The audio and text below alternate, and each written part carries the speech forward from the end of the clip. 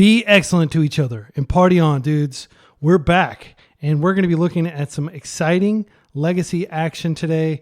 10 matches that I played this morning. I'm not cherry picking ones where I was like super duper smart or anything. I'm looking at the literal 10 matches I played this morning on leagues, on MTGO, today, Sunday, just a typical Sunday morning. I haven't done one of the legacy challenges yet, and I hope to do that. But next week, I've got a 1K that I'm going to be taking Beans to. So this is Sultai Beans.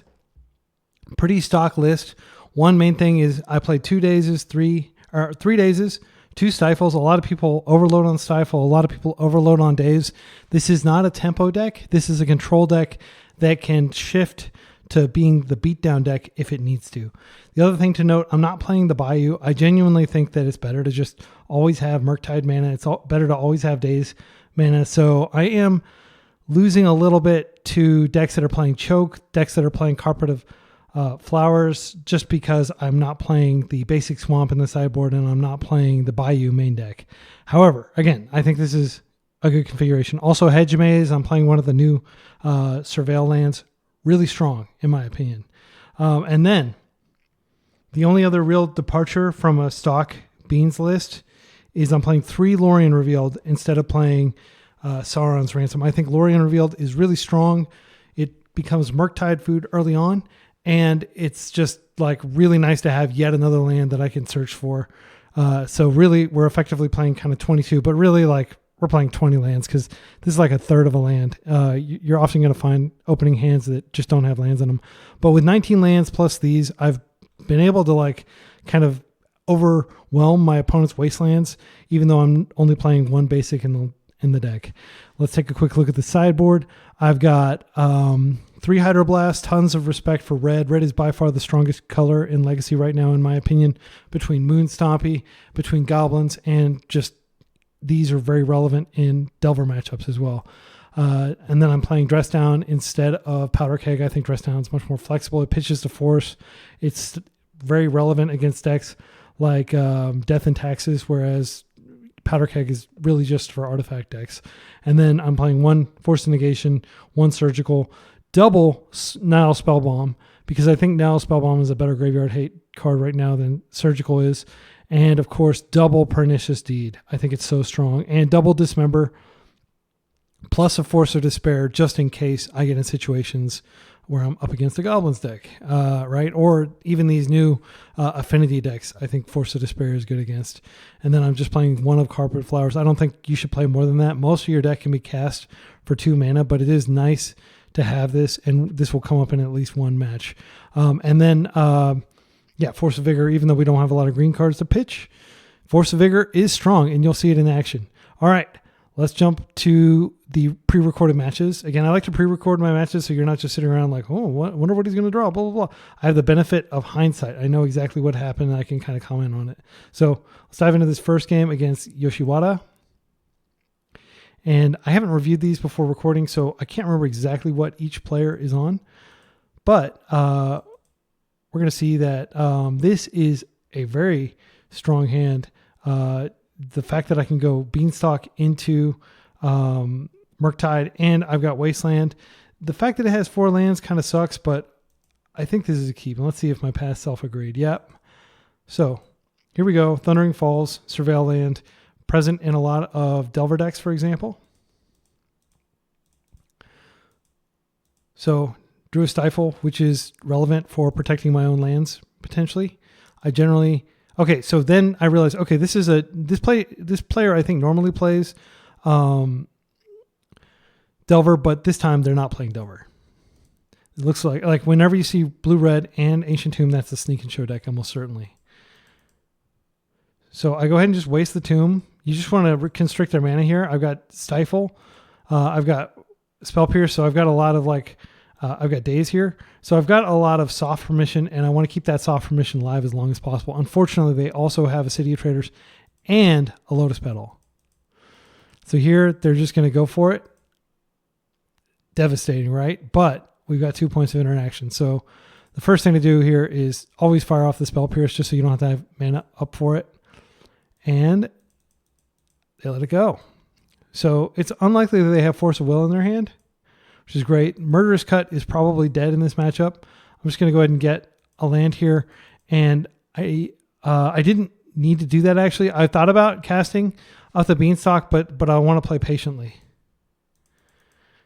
So here they have no play, which is great. And I can play, I think the correct thing to do is take them off a land. If I take them off Thundering Falls, then they don't have blue-red, but they still have the ability to drop a land and go into Show and Tell. However, I do have Daze and I do have Stifle, so I think it's fine to just waste them here. Let's see what I do here, though. And generally, I wait to the upkeep to waste. They Brainstorm, which is fine. And now that this land is tapped, I'm just going to go ahead and remove it. There's no point in giving them mana during their upkeep. So then they just cycle Lorien Revealed. And I could have punished this. I wasn't paying attention. I didn't think about it. But I 100% should have stifled this just to keep them off mana. So that was a misplay. So they do have a land in their hand now that they shouldn't have had. Because that, like, Stifle's really not going to get that much better in this matchup. So now I am being super patient with the Beanstalk because I want to be able to stop things like this. I don't want them to be able to daze back or something like that. So I actually bounce instead of paying just in case they have like a Spell Pierce or something. I don't know. I think it's good to be very careful here.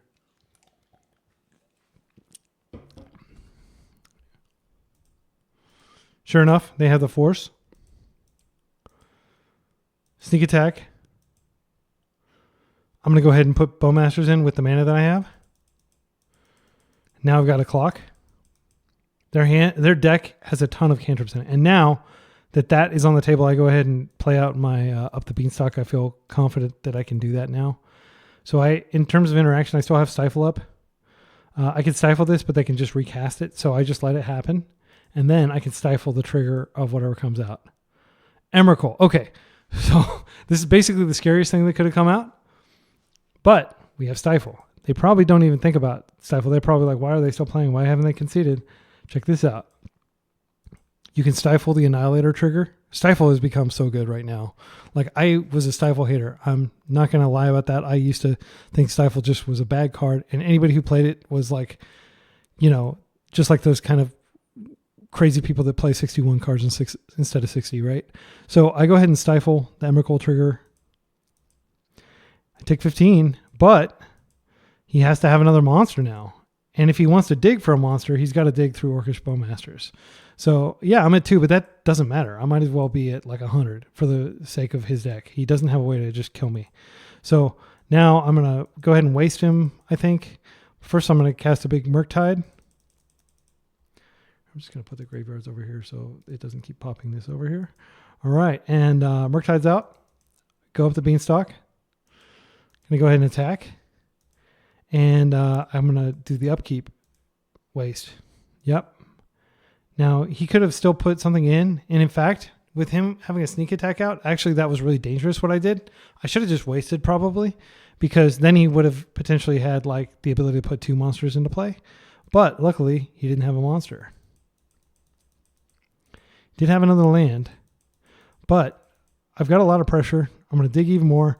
Unfortunately, I don't have anything to go with this Force of Will, so I'm pretty vulnerable here. I'm just going to have to hit in and hope that whatever he plays can be dealt with Murderous Cut. Now, Murderous Cut would give me a nice boost on the way out. He scoops. So, again, just patient play. I might have been able to get away with going ahead and jamming, but I didn't miss any cards. I didn't cast any cards that would have cantripped through Beanstalk. So this hand is the nut draw hand. Basically, as long as I don't need to use both of my forces turn 1, I can go and I can get a Underground Sea with this Wasteland and this Lorien Revealed, and I can just go to town.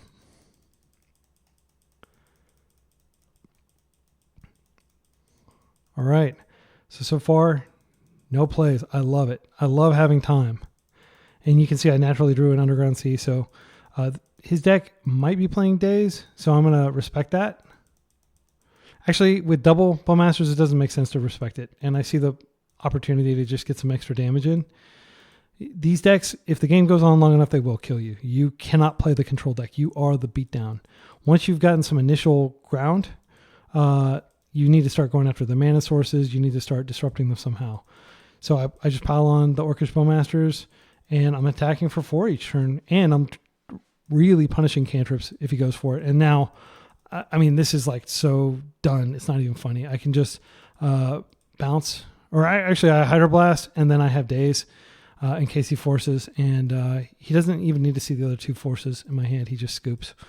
So yeah, Sneaky Show, definitely a challenging matchup in some circumstances, but this deck has so much tempo, like soft permission, that we can pull it off. Thanks, nah. Okay. This player, I can't remember the circumstances, but obviously they beat me in 2. Okay, and this is some other type of degenerate deck, I think.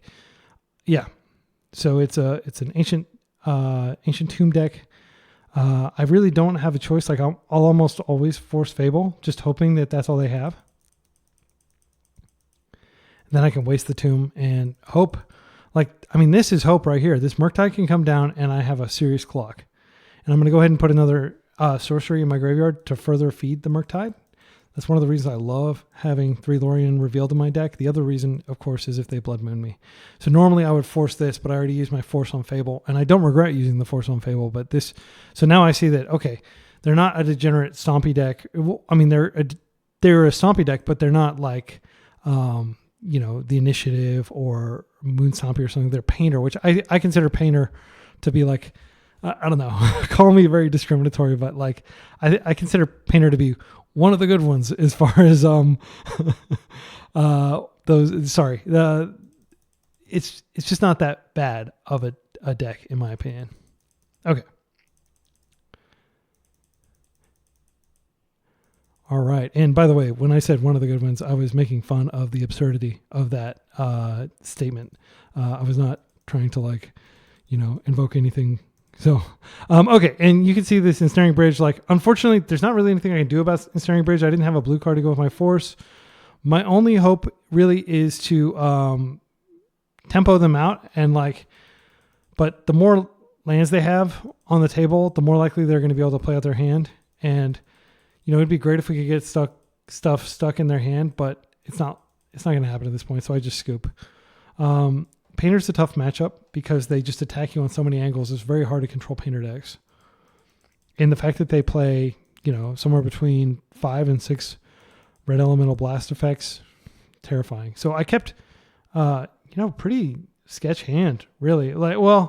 Okay, so I'm very vulnerable to Blood Moon here. And you'll see that, I do want to get black so I can get Fatal Push online, and this comes up throughout these 10 matches, situations where I decide not to play around Blood Moon. And I think this might be one of the situations where I'm punished. Okay, so that resolves. So now I have a Wasteland. I can waste the Urza Saga. Things are going great, but, all it takes is a Blood Moon to, ruin my entire career. Okay, so I stopped that. Keep in mind, this isn't really gone. He can bring these back anytime with this Engineer. I need to get rid of it. So I think I just go ahead and seeing the opportunity to get rid of it, I do get rid of it. I shuffled my library. I had a Dismember on top in retrospect. Given what happened, I should have just kept that Dismember right there because I can kill this and then I can take my time with the Dismember. But instead, Magus. And I draw a few times, but I'm not going to hit either a Lorien Revealed or my 1 island in time for this Red Blast to come online. And I scoop. At this point, you may say, oh, that's a premature scoop, but he's going to hit me for 4. He's going to loot. He's going to do all this stuff. And basically, I'm just hoping to eventually find a blast to open that up. I don't think that there was much hope there. I could have definitely played a few more turns. Yeah. But I'm getting better at that matchup. And one of the reasons why I'm reviewing this is so you can see the mistakes I made. I should have kept the Dismember on top. I didn't necessarily need to, because Painter doesn't generally play actual factual Blood Moon. They usually play Magus of the Moon. So I definitely could have kept Dismember on top for that. All right. So I lost the die roll. This hand is probably fine. All right, and it's another one of these matchups. This time they chalice. Ouch. But they chalice on 0, which is a mistake. They probably are just like in the blind. They're like, might as well get my hate on the table while nobody can disrupt it. But chalicing me on 0 does literally nothing. Like, I don't have any 0 drops in my deck. But it does provide, and it's possible that he saw that he had, this is scary. So this means he's not on Moonstomp. He's actually on some form of initiative, probably. Red-white initiative. So here he names, what does he name? Up the Beanstalk. So cards that's not in my hand. I'm always happy when my opponents do that. They're really scared of that, and I just don't think it's that great of a threat right now. So I can put back some of these lands. I got so many lands here.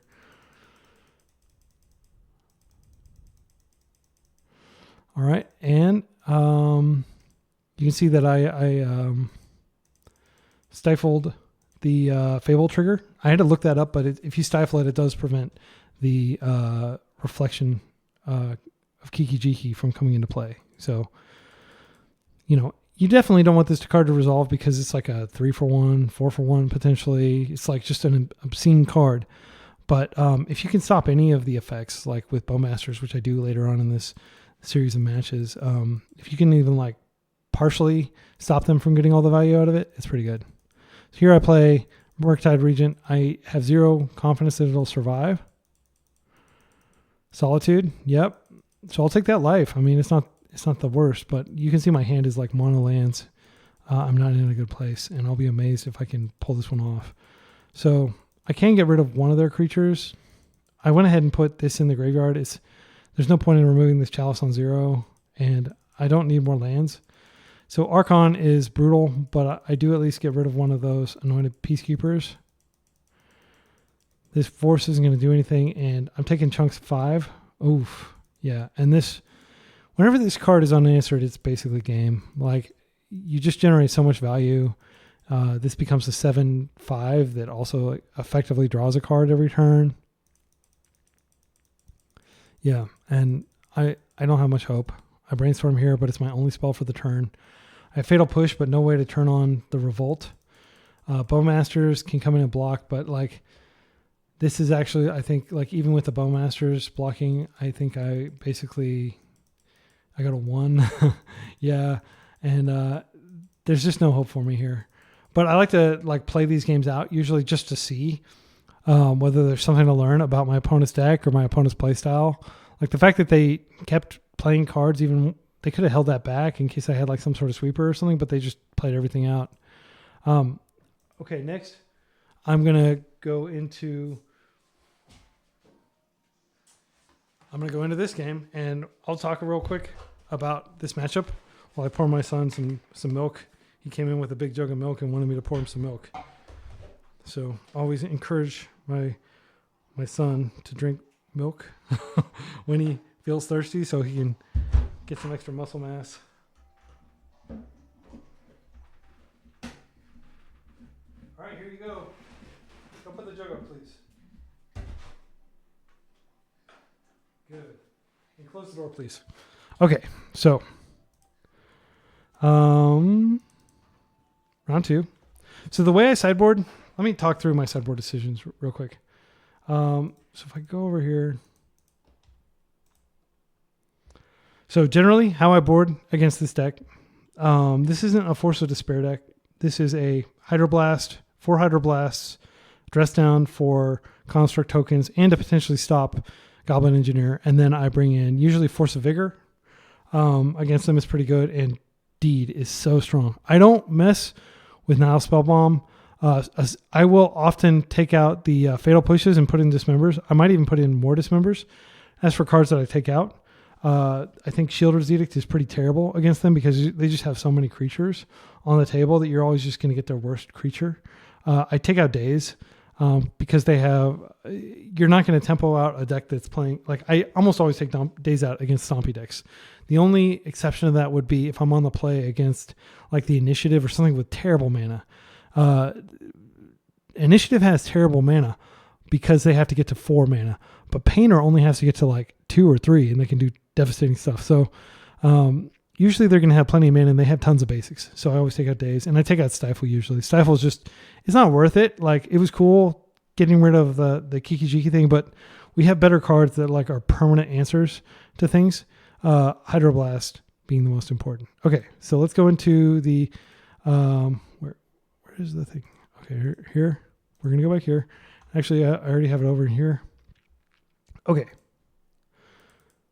So I actually,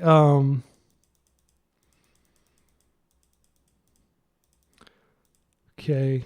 So they had a pretty strong start. This is a good hand, by the way. The fact that I have Witherbloom, this can not only deal with like a Goblin Tinkerer, or not Goblin Tinkerer. Is it Goblin Tinkerer? Goblin Welder, or it can deal with Chalice on 1. So it's a great sideboard card, and Chalice on 1 it is. So here I'm able to cleanly get a 2 for 1. I go ahead and waste first, and I'll get that Wasteland back next turn because I can kind of stymie their mana a little bit. Of course, they drew the most powerful land in their deck. Not that it really matters because I don't have any way to take advantage of that. But I am going to go ahead and dismember this. And you might think this is kind of aggressive, but I really don't want them to have any mana by the time I'm done. So I'm about to... there will be a turn where they have mana. But I think this is the Witherbloom command turn. Yep. And get rid of that. And I get back my Wasteland. And now Wasteland is going to take that out. So Witherbloom command, probably my favorite card in this deck. My favorite card is probably Stoneforge Mystic still. But Witherbloom is giving Stoneforge Mystic a run for its money. It's such a flexible tool. So for whatever reason, the MTGO client is lagging just a bit. I'm just going to click some buttons and see if I can get it to advance. Don't do this to me. No. Okay, it's working. So stop, pause. Okay, so I wasted their cavern. Okay, I'm going to try to get it to stop moving. Stop moving. Okay. Search for Lorien Revealed. Okay, so at this point, I just basically tempoed them out. They're going to play Archon of Emeria, but it doesn't matter. I'm just going to attack in, and I actually have like so much power on board that there's nothing they can do to get out of this. Sorry about the replay thing. Okay, and then let's go to game 3 of this against Puyem. It's a weird name. I have no idea if that's like some fantasy character from a novel, but I don't get the reference. Okay. So they're dumping like tons of mana on the table.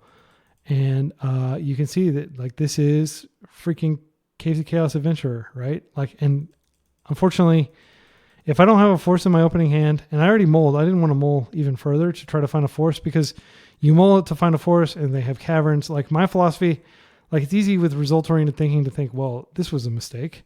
You shouldn't have ever kept this, but I didn't know they were going to turn 1, and usually they don't turn 1. A lot of things have to come together for them to be able to do that.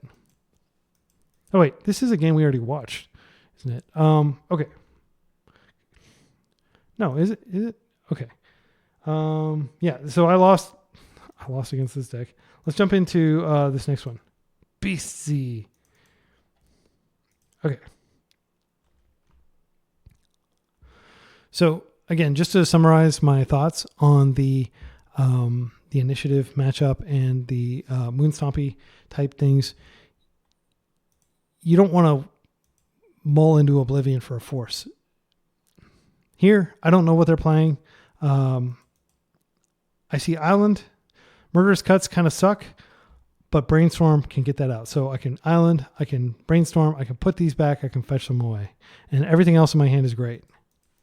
So this is a strong keep. And I don't know, the Murderous Cuts might be useful, but you never really want to draw more than one Murderous Cut in a game, unless it's a really long game. And then, boom, guess what they're on? Oh, I've never seen this opening before. Well, they're going to be doing Oops All Spells. Thankfully, I have Stifle, I have Daze. I can potentially find other things. I'm just going to wait and see what they do here. and my opponent has that, and they commit to the path, the path of no return. There's nothing they can do to come back from this. Like, they will have to pay this mana, and it's 4 mana. They're not going to have 4 mana during their upkeep, so all I have to do is not let them win this turn, and I win. So they go ahead and they do that, and I just stifle it. There's no reason to wait and try to stifle things from the graveyard. They're going to have Cobalt Therapy. They're going to be like, what is this guy still playing? He must have XYZ, right? But, in this case, Stifle is just like so strong against this deck. Let's go to round 2. So being able to beat Oops in the blind without Force of Will, game 1, I'm feeling really good. I feel like that was a huge blessing. All right. So we can look here. We can see that I've got another strong hand. I mean, these are probably not going to come into play, but if the game drags on, which sometimes it does. But the real thing that's got me excited is the Spell Pierce and the Daze. And should I need to close the game quickly, Murktide is the way to do it. So I threw that away because I'm on the draw. Sorry, I forgot that I'm going to be on the draw here. And you do need turn 0 interaction. There are very few matchups that I'll aggressively mull for turn 0 interaction. And this is one of the very few. So obviously I'm going to put back one of the Beanstalks. We don't need 3 of them. And if I can resolve either of these, it's going to be really strong. But we'll see if he turn 1s me again. Cabal Ritual, Undercity Informer. Okay, he's going to do the same exact play. Summoner's Pact for Elvish Spirit Guide. Boom. And again, there's no reason to mess around and give them a chance to like Cabal Therapy you. I just strip his Narcos. He has nothing in play. His deck is in his graveyard. He's going to die during next upkeep from either the Summoner's Pact trigger or just drawing his last card. Actually, I think he'll die from the Summoner's Pact trigger first. So, yeah. Turn 0 interaction. Mull for it when you're up against this deck. Very quick match. I think that whole thing took like 5 minutes. All right. We're up against a guy who may have a doctorate. All right. This is a strong keep. So we've got lots of interaction that builds up toward a Murktide. And that's what this deck does. This deck only plays 8 threats, and really, Orcish Bowmasters are more disruption than they are threats. Their primary reason to be there is to stop opposing Murktides. This is a horrible start to the game. It means that Ponder is going to be extremely expensive. Stifle is going to basically be uncastable. And I don't have an easy way to get rid of this unless I can get my Witherbloom, which is going to be too late here. He aggressively crop rotates to get Ghost Quarter, and he can go after my basics, and then he can go after my non-basics too. So at this point, my opponent is playing kind of slow. So I just play it out. I always play it out like if my opponent's like way below a clock on me, and that might sound like kind of a dick thing to do. But frankly, like clock is a resource, and if you're going to use a lot of it, like you're making better decisions, but you're running the risk of going to time. And I go to time sometimes. So I don't hold it against my opponents if they make me play it out. But again, I'm not playing a deck like this that wins on turn 20. I'm playing a deck that can potentially win on like turn 5 or turn 6. So turn 7, and we can just click through this. Like I think I just F6 and start discarding things. F6 being the default button that passes priority for the entire next turn. So yeah, anyway, there's nothing to see here. Like he runs really low on clock. He does a bunch of stuff that is frankly unnecessary. And this, keep in mind, this is like basically me fighting for a positive record because I lost 2 games. So this is the final of those matches. So here we go. Match 2, or game 2. I'm on the draw because I lost to essentially like a non-game. I have to mull that. There's nothing in there. I don't need this many stifles. I think it makes sense to put one back. But I do keep the lands because, I mean, how do you win against lands with lands of your own? Sometimes you can mana screw them. Sometimes they just don't have enough interaction for your lands, and you can get away with stuff. And here, I've been rewarded for keeping these lands because I've got like lots of land drops lined up, even though I drew action. So Urza Saga, normally a terrifying card. Usually I can find a Wasteland because I'm playing all 4 Wastelands. That is one other thing I didn't mention in the deck tech, but I play all 4 Wastelands because I think you really do need to be able to stop Urza Saga. So I'm able to stifle there the Viseiju. Pretty strong. Stifle is just so versatile. I mean, that's not a counterable card. I would have definitely lost my Beanstalk to any card other than Stifle. All right, so I'm getting close to actually being able to hardcast this, but I'm pretty sure I'm just going to hold it for Force Food.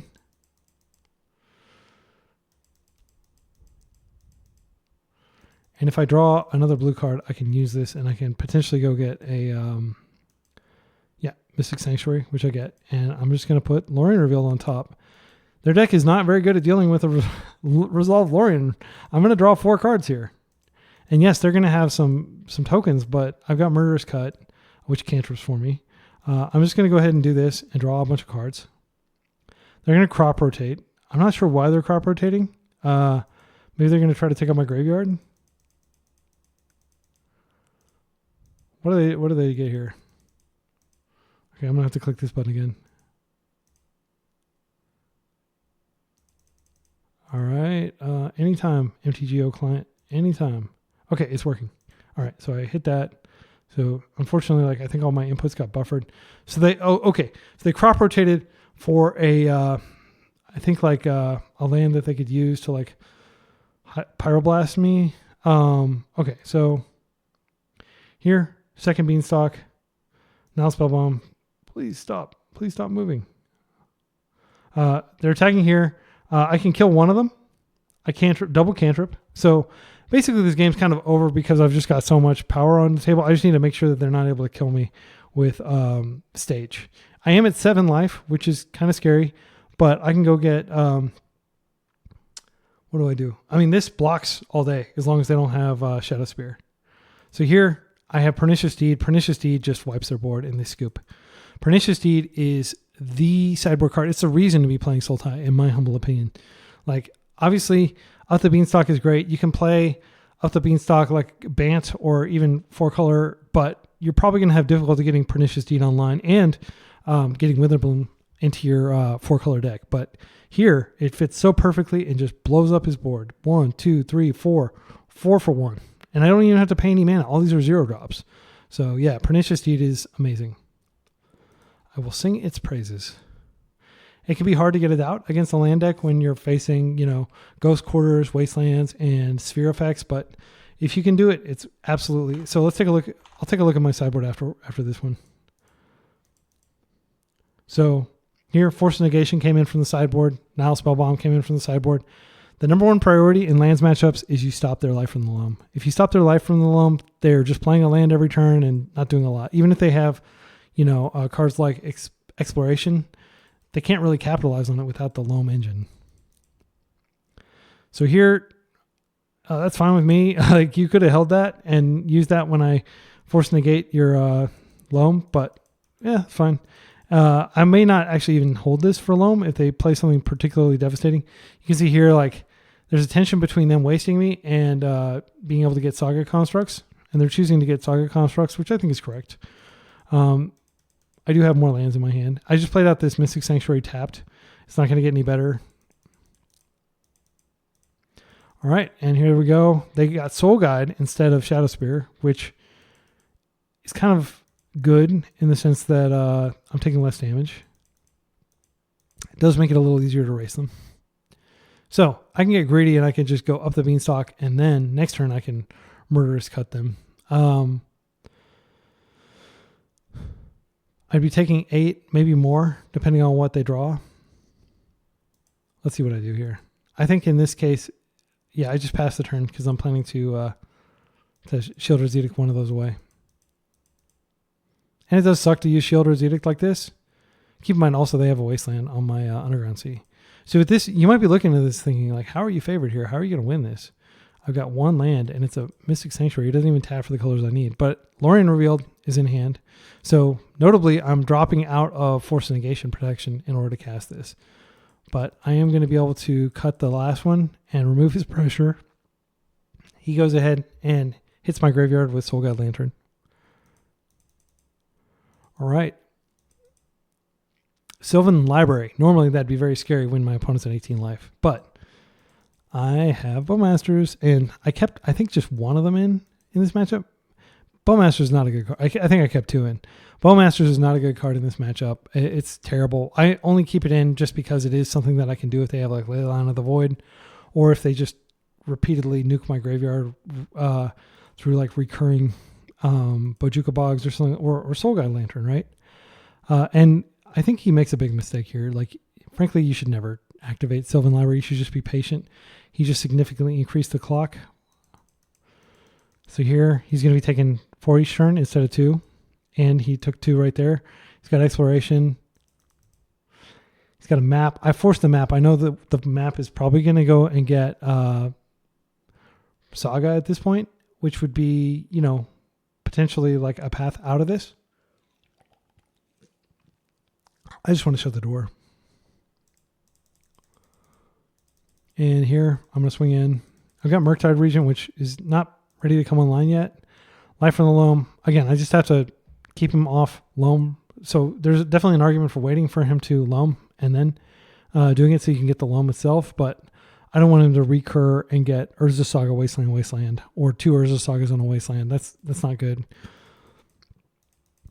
And yeah.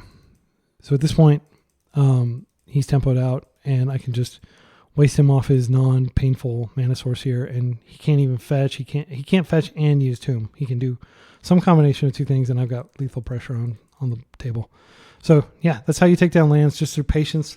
And you know, he did resolve Life from the Loam, but I think, you know, a superior lands player frankly probably could have navigated that better. I'm not going to say like my play was perfect. I think I played okay, but the lands player kind of made some mistakes. And before we look at this, let me just show you how I sideboard against lands. Let's go back over here. So what I do against lands, Force of Vigor comes in for sure. Force of Vigor is quite strong. I don't bring in Hydroblast usually, even though he is playing some red. It never matters really. And then I bring this in. This is a must, in my opinion, and it's one of the reasons I play Surgical Extraction. I think Surgical Extraction is really not that great against decks like... I'm going to make this a little smaller here. Come on. MTGO client, even though I've got like this super beefy graphics card and like a really contemporary computer, this MTGO client is just so sluggish. Okay, so this is what I bring in here, and then what I take out is, I think I take out like basically all my removal. I don't think removal is good here. So these Fatal Pushes, pretty bad. Shielders Edicts stay in, but these, unless I think that they're playing the version that has Elvish Reclaimer. Elvish Reclaimer is a menace, and you need to, you know, take it out on site. Okay, so I think I probably kept one of these in just because it does get tokens, and in case they do have the Elvish Reclaimer. Oh, well, no, I didn't, because I definitely bring these in. These are so strong. So, I think I take that out, and I probably pull one more card. I think Spell Pierce is not very good here. So that is how I would board against a typical lands matchup. These are out. These are in. Okay. And I'll just put these back here, and we'll go into the next round. So here we are. I think it's like round 6 versus Radio Mars. Cool username.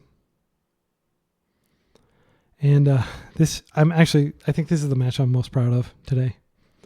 Not to toot my own horn, but I think I played really tight. I threw back several hands. You can see he's mulling really aggressively. I'm mulling really aggressively. It's because I know that he's on Moonstompy. Because he's like I think he's a dedicated Moonstompy player. Let's pull him up real quick. Firefox. And then I'm just gonna close all these tabs here. Had to report somebody for being a tool. Okay. So I think it's Radio Mars. So this is the query, by the way, that I always use if you're trying to Google people. And then you can see dedicated mono red prison. So he's a Moonstompy player. We can take a look at his list.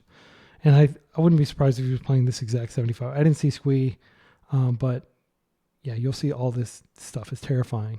I didn't see any Trinispheres, thankfully. I didn't see Curse Mirror, But I did. That's such cool art. I love that. It's like that's such a cool looking, monster or whatever it is reaching through the mirror. Okay, so let's go in here and let's go back to the game. So I've mulled aggressively because you have to always mull aggressively. You have to respect this deck and their ability to blood moon you. So I keep this. It's not a great hand, frankly. It's a mediocre hand. This Stifle doesn't do a lot, but it does pitch to force. It may be able to stop something. I'm not sure. The main reason I kept this hand is because there's some removal and there's the ability to get rid of Chalice on 1. So my opponent, sure enough, Chalice is on 1. And this is great because I'm going to be able to go get a land back and I'm going to be able to take out their Chalice on 1. I drew Hedge Maze. You don't want to draw this card. You want to fetch it. It's not the end of the world. So I've got my Scalding Tarn back. Rebel Master. Terrible card. Okay, and I think I do use my Stifle this game. I can't remember. So here I draw another Stifle, which is not desirable, but I think I do need to Shield his Edicts before we pass, and I think he put something terrifying on the stack. This nonsense. So I go ahead and I respond by getting rid of the Goblin Rebel Master, and then he's going to attempt to Chalice again. I'm tapped out. I can't actually even remember. I think you can Stifle the counter on Chalice because it's a trigger. But unfortunately, I didn't have any mana open. Otherwise, I could have potentially had that on 0. Actually, let me just check. Can you Stifle Chalice of the Void counters? No, Chalice of the Void's ability triggers when any of these 3 spells are played, and each counter will go on. Okay, so I think Chalice, his opponent stifles it. Does it come into play with 0 counters? Okay, MTG The Source from 2007. The addition of counters isn't a trigger. You won't be able to stifle it. According to the Oracle wording, Chalice of the Void has 1 triggered ability that triggers when players. So, no, you cannot stifle. Okay, so double confirmation from these people back in 2007. Assuming there haven't been any rules changes, you can't stifle Chalice. Again, it's never come up, and maybe that's why it's never come up is because it doesn't work. I may have actually asked that question to a judge at some point. Anyway, here we go. Was able to take out the Chalice and the extra count thing. But keep in mind, he's got this Bruiser in play, and that guy's no good. He's very dangerous. Okay, and Unlicensed Hearse comes in. Now, he throws the Hearse at me, which is questionable. Because, I mean, okay, Fable, I can stifle the actual token creation trigger, which is kind of necessary. But I'm like okay, I stifle the activation. Like, I'm using all these stifles, but not in favorable exchanges. And then I draw this and I'm dead because he can just throw this at me. So, yeah, this is the Nightmare matchup. This is the hardest matchup imaginable for a Sultai deck, in my humble opinion. Like, I almost always lose to this deck. It seems like the only time I don't lose, blue mages like me almost always lose to this deck. I'm sure there are plenty of people out there. Oh, it's not that hard, just counter the first draw, threat or whatever. But man, there's just so much hate. Here we go again. And unfortunately, there's nothing I can do about this one. So that resolves. I just have to hope that my Hydroblast is going to be usable at some point. But again, I think it is correct to waste them off mana. We have Dismember here. Unlicensed Hearse comes out. All right. They're taking my stuff out of my graveyard, which is to be expected. All right. Come on, MTGO. Keep advancing. Okay, it's working again.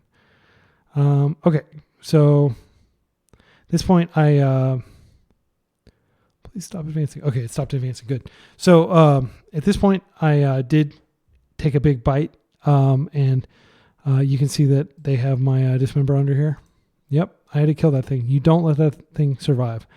Yeah, they're throwing stuff that they would use for other things at you, but your life total is so important in this matchup. It's not even funny. They play it and you're dead. Basically the same turn cycle because it's got haste and it can boast immediately. So at this point, keep in mind, I still can't use this Hydroblast. This would be a great thing to Hydroblast. I just have to sit here.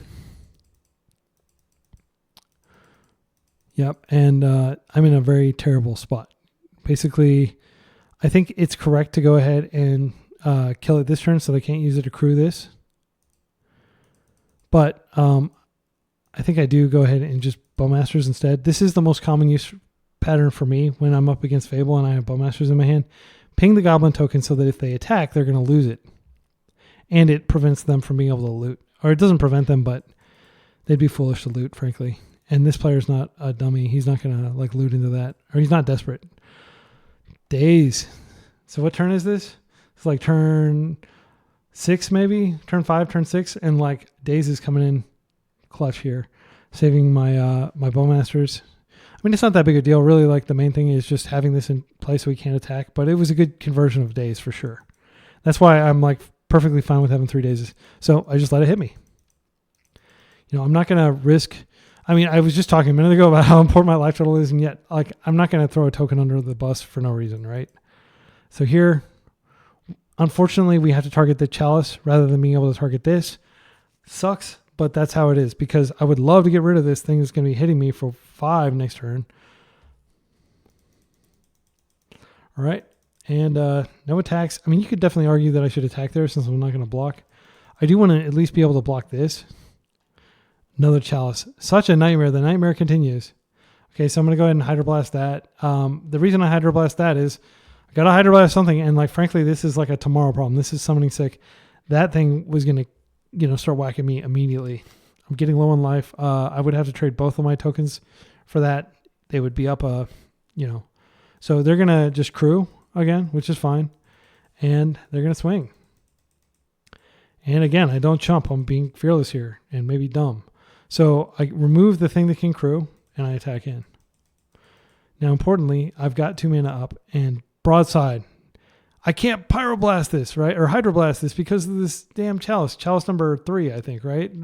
At least Chalice number 2 this game. So, yeah, I'm just going to have to do this. I put, what did I put on top? I think I put my Wither Bloom back on top so I can get rid of this yet again. But I am going to dress down here and check this out. I get lucky, and my opponent doesn't know the interaction. This is a 0/0. Just like with Constructs, it dies instantly when he crews it. So, to some extent, I owe this match to a punt on my opponent's part. And you can see right here, you know, we have friendly banter back and forth. Yeah, he said... the only way to find out, but like if you're not sure, just hold it. Like you're under no pressure. You could have just waited until next turn and then attacked me. But yeah, like not only did I stop the haste on this and stop the boast, but I also just got lucky and removed the hearse. I'm not sure if I could actually have won without that because I can't focus on the hearse here. I have to focus on killing the Chalice. But I got super duper lucky and I ripped a Murktide region, and Murktide is so big and so powerful. I think I'll make it a full boat Murktide here. Coming in as an 8/8, and then I can Hydroblast that, and then the game's basically over. He's got 2 cards in hand, and he's dead on board. So, yeah, like quite the turn of events. Blood Moon, but it's too late. Yeah, that felt very good. All right, now we're not out of the woods yet. That was just game 2. You have to fight so hard to get games against this deck, right? So, like, all that work is going to be for nothing if he just steamrolls me. So, yeah. I keep this one-lander. Okay, so this one-lander, this is...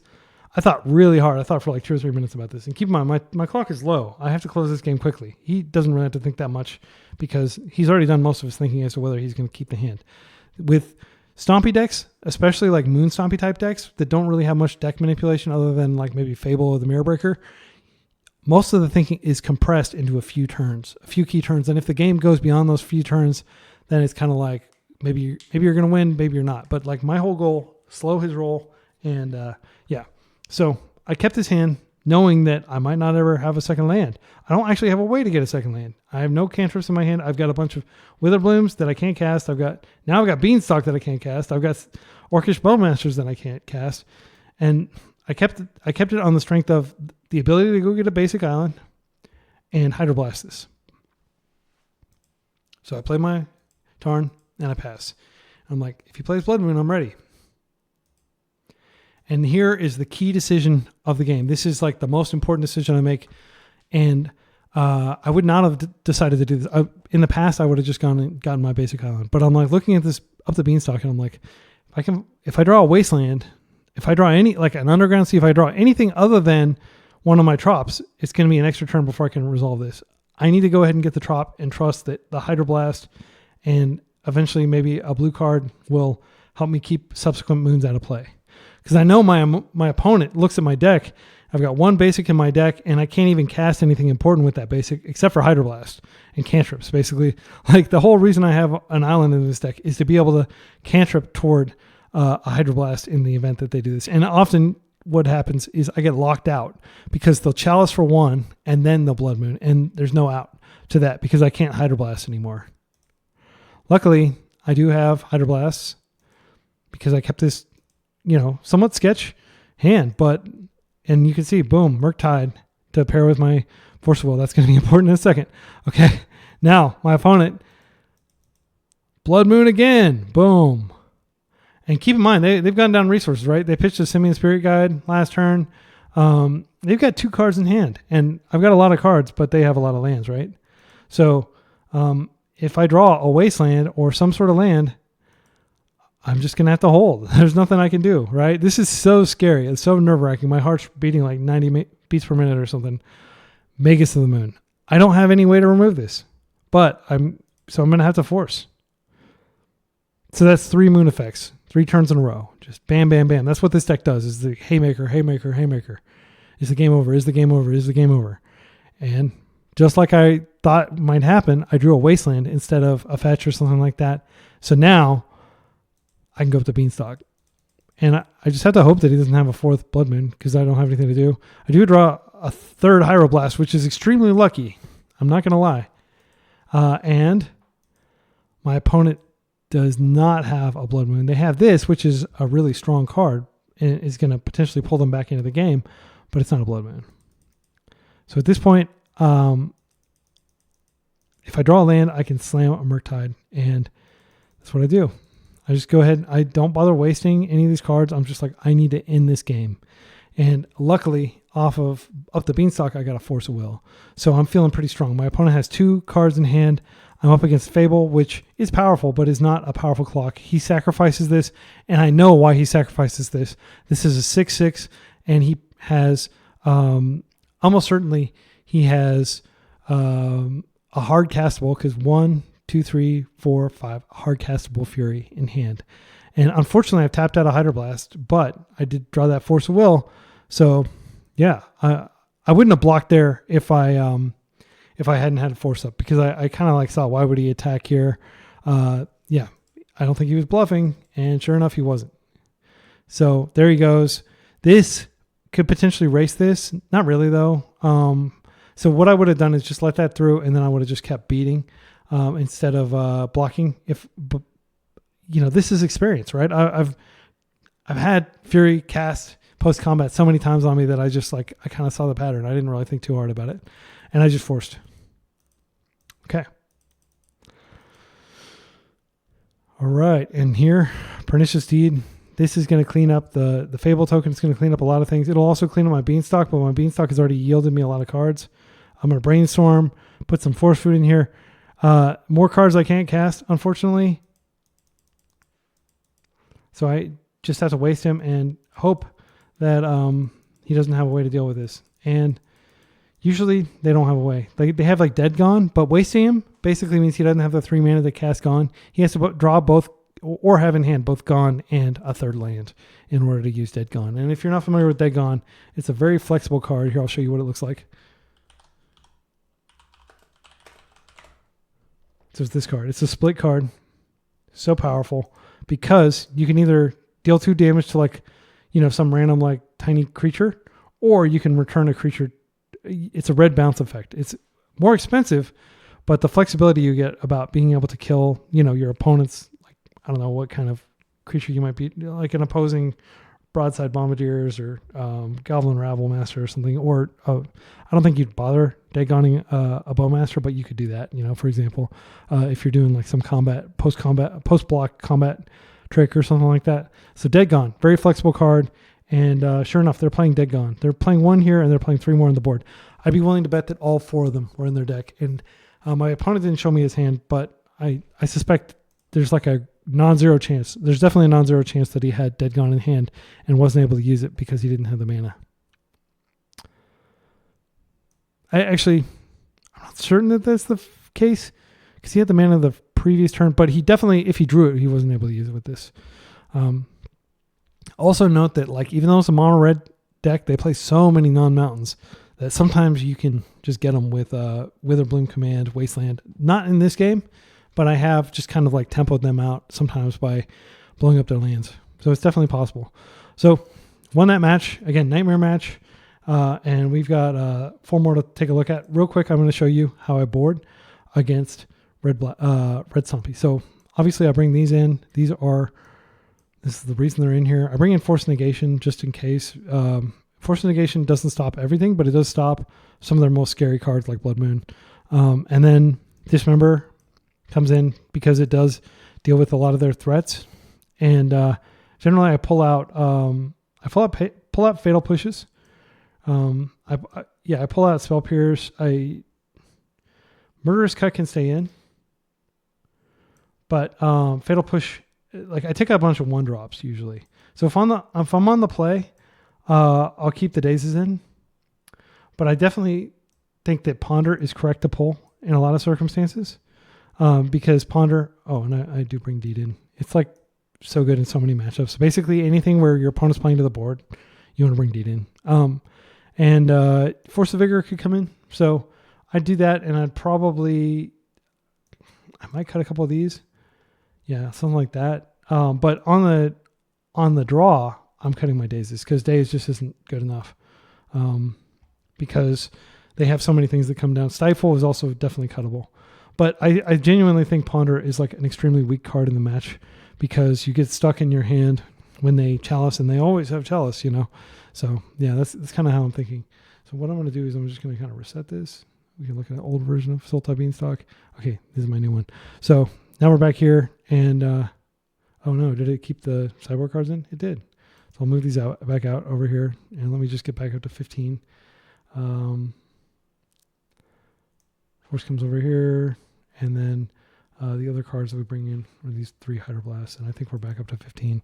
Okay, so yeah, have 3 Hydroblasts in your yard or in your sideboard. I genuinely think that if you're playing blue, you should play 3 Hydroblasts. Hydroblast is better than Blue Elemental Blast if you're playing Murktide because you can target anything and get it in your graveyard to serve as Murktide food. Let's go back to the matches. We've got 4 more to cover. This guy is a trophy leader. I think let's go take a look at a constructed legacy. He's not winning right now. Reform Paolo. He beats me a lot. I've played against him several times. And okay, let me just show you how experienced he is.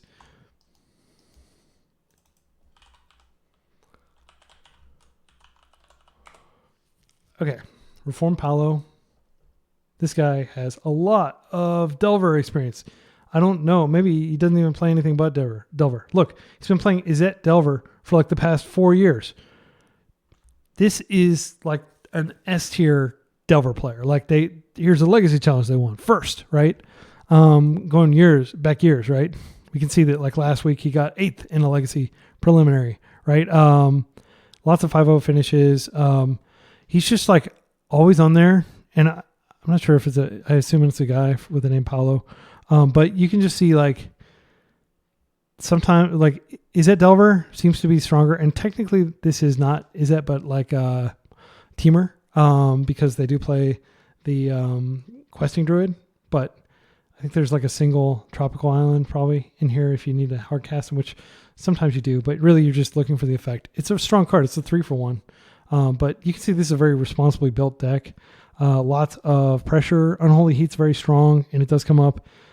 Main deck Force of Negation, which is interesting because that just shows you how fast the meta is if Delver is playing Force of Negation in addition to 4 Dazes. And then Counterbalance, which didn't come up, but is like a seriously strong card. And then Blood Moon. This is terrifying.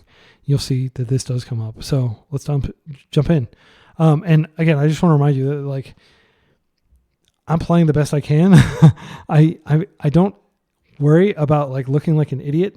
I'm sure I'm making lots of boneheaded plays that I don't even realize. Feel free to leave me a comment if you think that I should have done something differently, right? So obviously not a keep.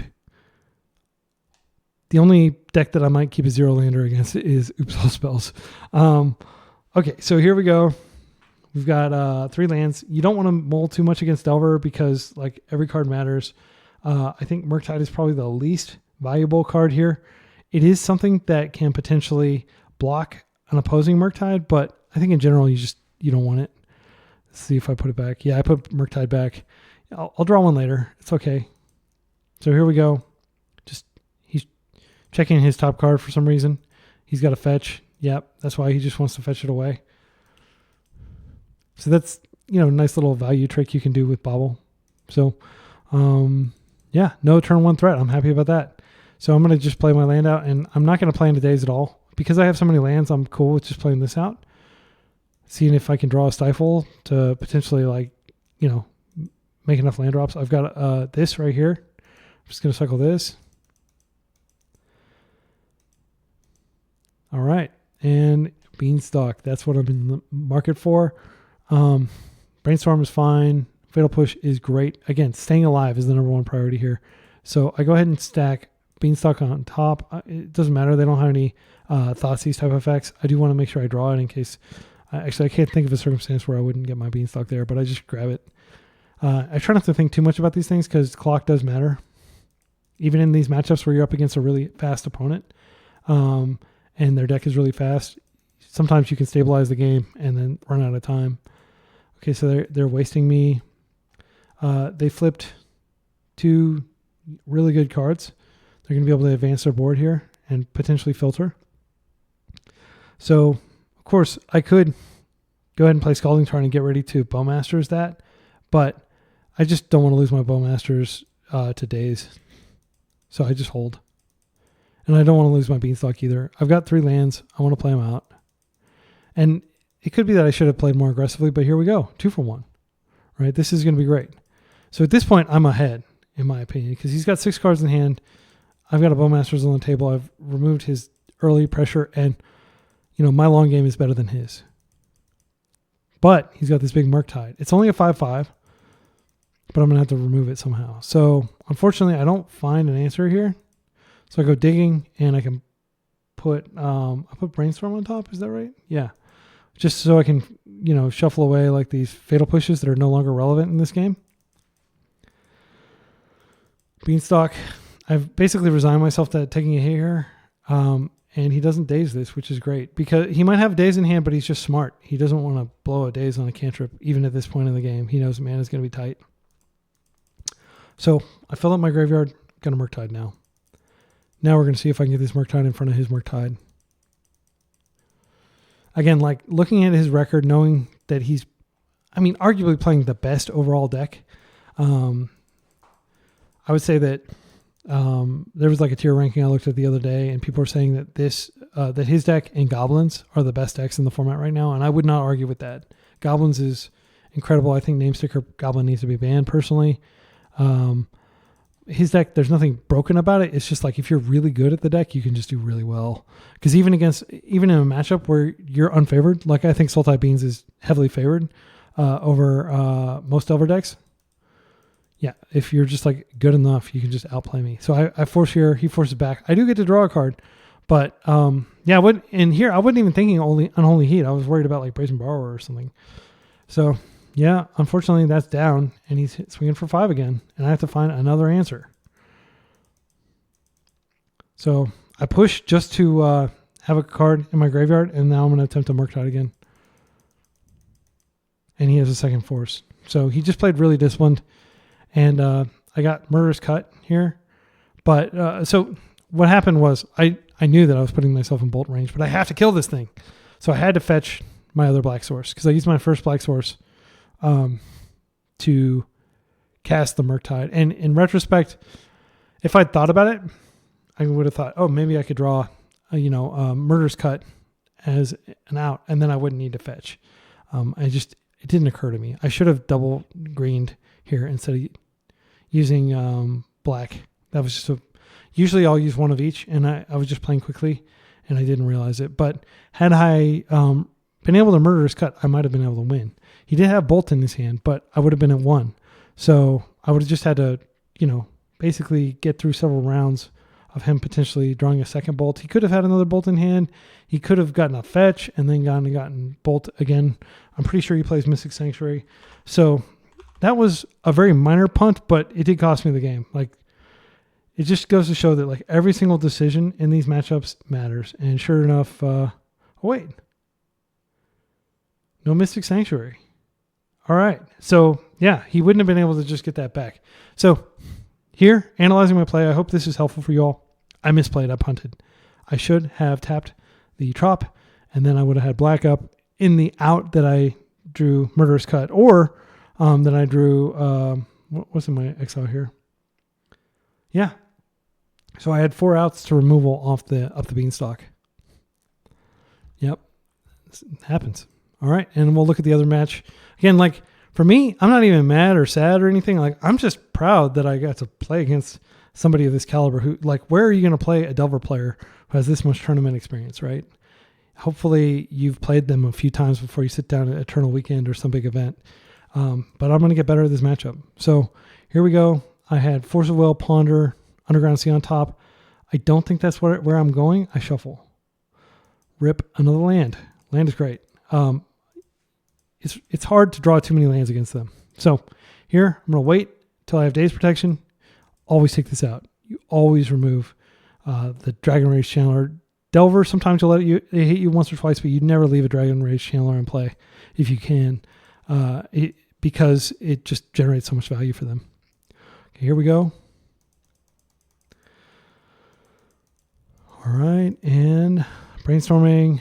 I've got another Hydroblast up. I've still got Force up. I don't have a land drop for this turn, which is kind of a bummer. Oh, wait, I do. Okay, so this is great. I'm sitting pretty. I should win this game. I'm trying to think of how I would lose this game.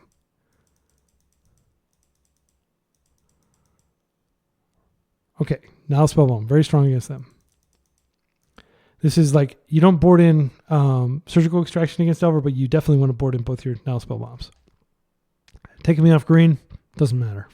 I've got a backup green source if I need it.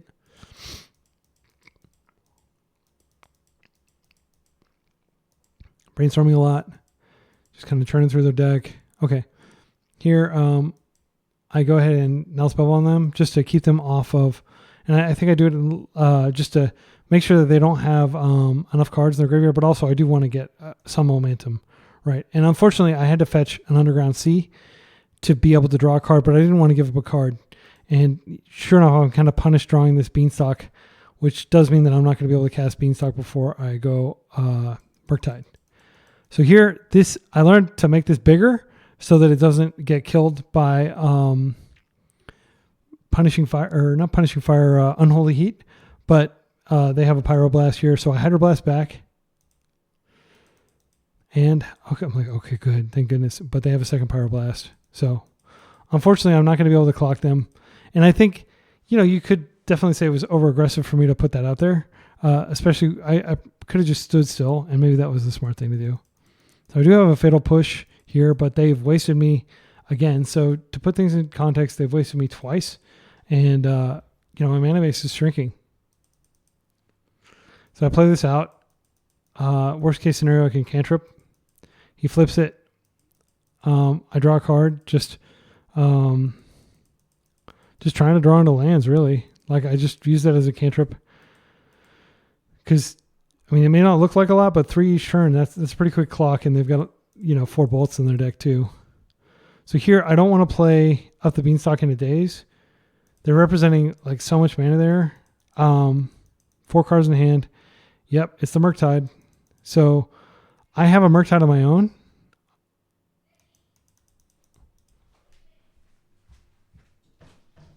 I'm recording. I'll drive separately. Yes, I'm recording. Okay, so here. Go up to Beanstalk. Taking little four chunks. It's not that bad because, again, I use the Nile Spell Bombs to clear out the graveyard. It could be a lot worse. They seek the beast. What do they reveal? Blood Moon. Unfortunately, there's nothing I can do about this. Like, there were so many opportunities for me to... So obviously I force. And I even draw off this force, but they have their own force back. And at this point, I'm dead in like 3 attacks. I have to draw a Hydroblast. I've got 2 left in my deck. Let's see if I can draw it. I can't, obviously. And like by this point, I'm within bolt range. I could have played one more turn just to see if I drew it. But even if I drew it, I guess I draw it and then I blast that and then I kill them with that. Like, they have this that they can bring out soon. They've got 2 more cards in their hand. I don't think I was going to win that, but yeah, it was a premature concession. Right. So that was an exciting schooling that I got there. By the way, you may be wondering how I board against Delver. So I'll just show you. So especially when I'm playing against the non-black version without the Bowmasters, I bring in Carpet, of course. Be nice if they could put that right there. Okay, good. And then I bring both of these in. And then I bring in the 3 Hydroblasts. That's it.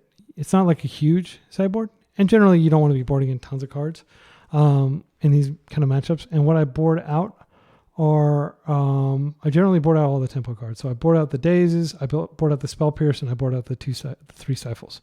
So clean 3 for 3. You're just never going to win wasting Delver. Like, I've never, maybe a few times been in a situation where Wasteland got me there, but usually it's not going to get you there. So don't play that game. Just try to go higher quality. Okay, let's go to this game versus Mad Max Ernst. There was one game that I was kind of embarrassed by my performance. This might be it.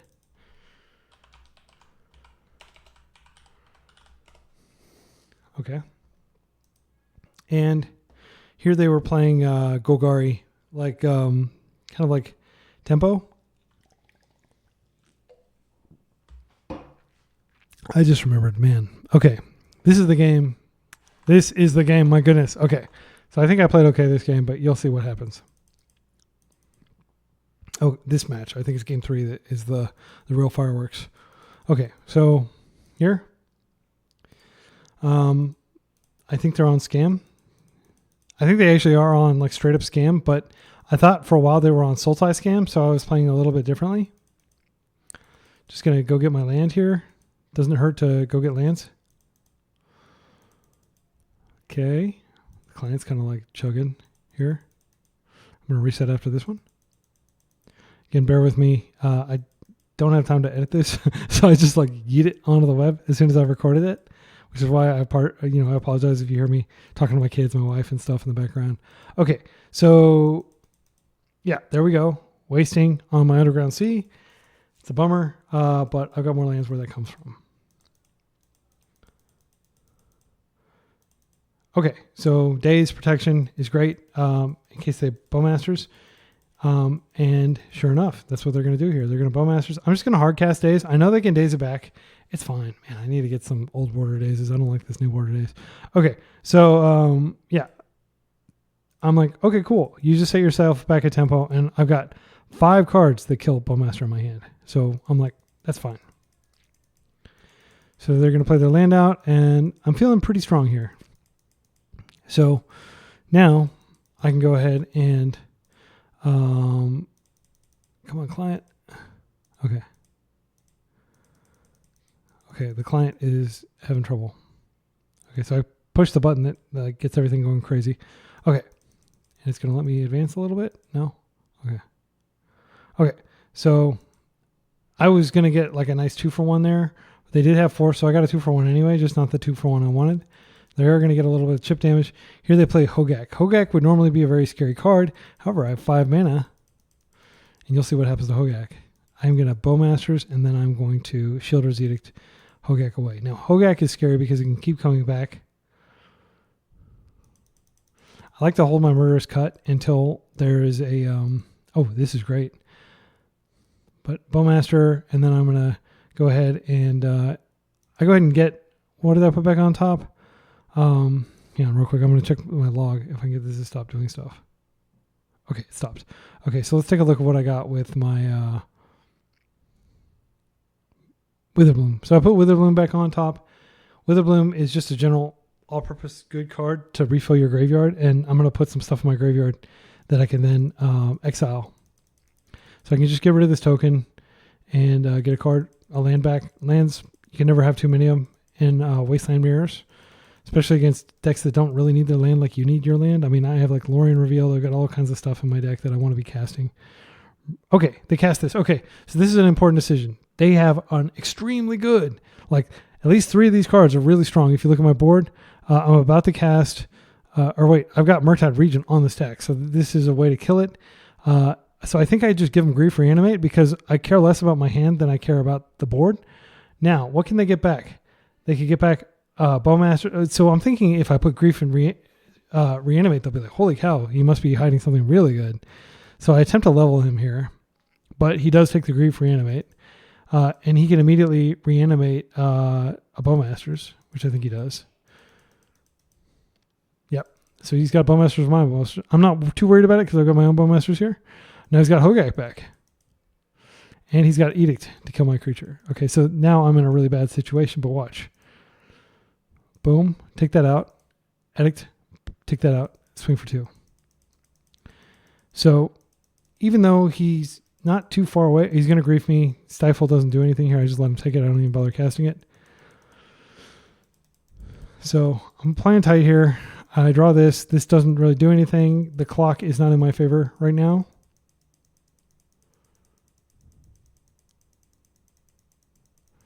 Stifle doesn't do anything, but it does pitch to Force of Will, so I don't have to worry about days, if that's what he's thinking.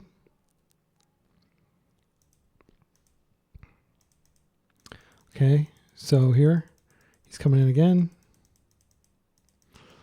Wasteland, I stifle that because I want to keep my 5 mana. And also, he would have got my only green source. Okay, now this is like the key thing. I think at this point he gets pretty frustrated because I think I get like another Bowmasters after this. I just do 3 Bowmasters in a row. So he can't really attack in. Oh, no, he just concedes because he's dead on board. Yeah.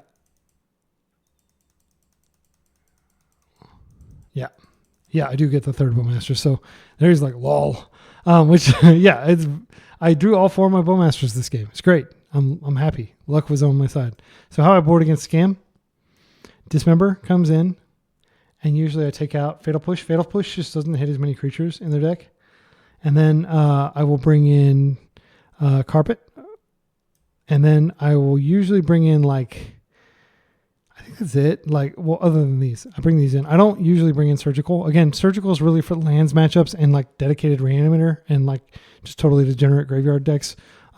So I bring these in, and then I think I just take out some number of my tempo cards, especially on the draw. You don't need these.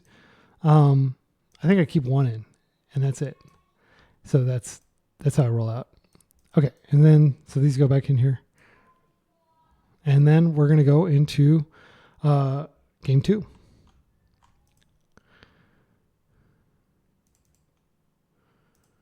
So again, I think Sultai Beans is favored here, but I could be wrong. It could be like a 50-50 split with traditional Scam, which I did play Scam for a while. I just don't like Grief. It's not a fun card, and I really wouldn't mind. I don't want to be the ban person, but like I do think if Grief were banned, it would make the game more fun and less frustrating like openings. But when you're playing against Scam, you just have to keep whatever you can. You don't like this has a lot of lands in it. It didn't have much action, but it had an Owl Spellbomb and had a Bowmasters. I think you keep that even if you have like effectively 4 lands in hand or 5 lands, like because Scam, like if you get griefed and then you get grief scammed with a reanimate, your hand is gone and you don't want to be in that situation. It's much better to have a fistful of lands and not be able to do anything for the first few turns than to just have a total non-game, you know. And usually, you know, when like with these Bowmaster's done so much to slow down the format. I love it. I love Bowmasters, and I always kind of cringe when people say Bowmasters needs to get banned. It's too good. Like, no, you just need to stop casting your Rainstorms recklessly. Like, Bowmasters forces you to play harder, like play quickly. There was a local tournament here in Dallas, the Hunter Burton. 8 out of 8 decks in the top 8 had Brainstorm in them, despite, you know, lots of Bowmasters in there too. Brainstorm is a great card, but it's also a very high skill card. And people who aren't very good at using it will blame cards like Bowmasters, or they'll blame Narset or whatever. If you want the power of the Brainstorm, you have to take, you know, what comes with it, which is risk. You have to pick your openings to Brainstorm. So here, not a lot of excitement, just wastelanding back and forth.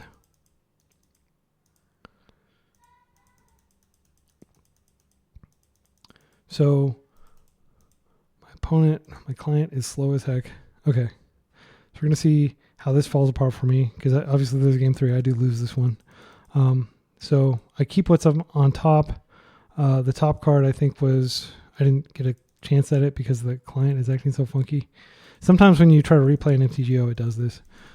Okay, Grief. That's not good. So here, it doesn't even matter what was on top because I'm not going to see what's on top, unfortunately. They're just going to shuffle my deck. I don't have anything to pair with this force, and basically he's knocked me off black for the entire game. He's surgically my Underground Seas.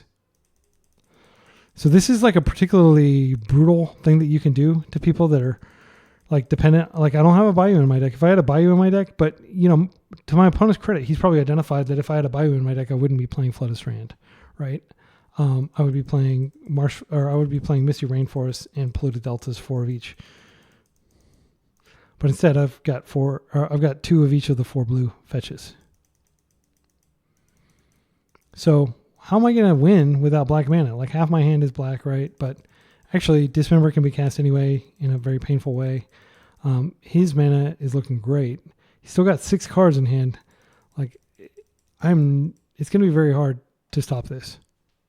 So I just get the rest of my lands out. I've got a lot of lands now, but none of them tap for black.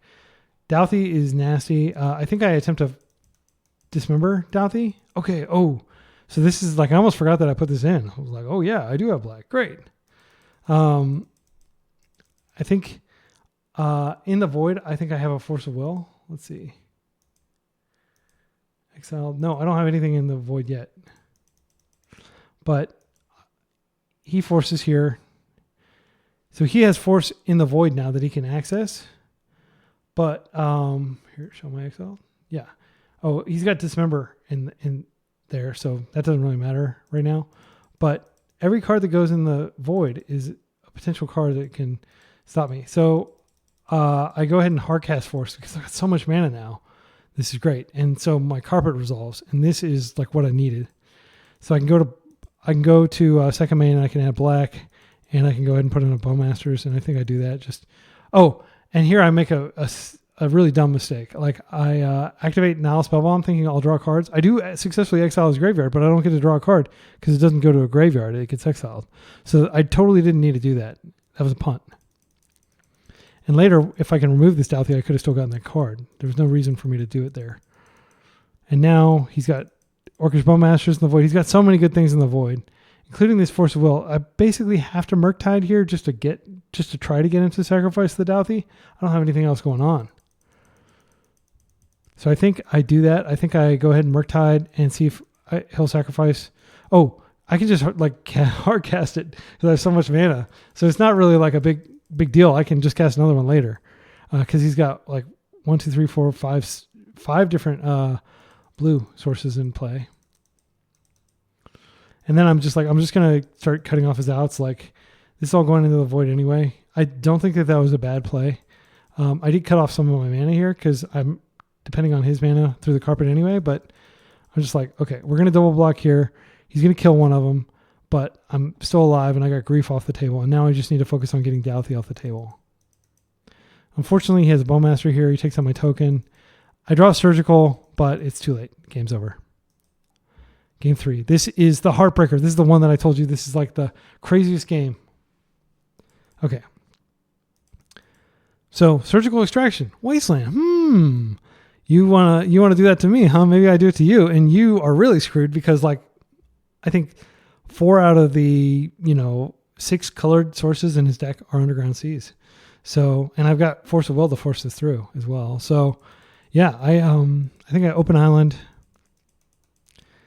He comes in with a brainstorm. Now I'm going to be able to waste and surgical. Sure enough, I do that. And I just want to show you what I see when I surgical. Stop. Okay. It's going to let me surgical. Okay. So check this out. This is what I see. I am not crazy. There's 1 days in his entire deck. 1 days. Okay.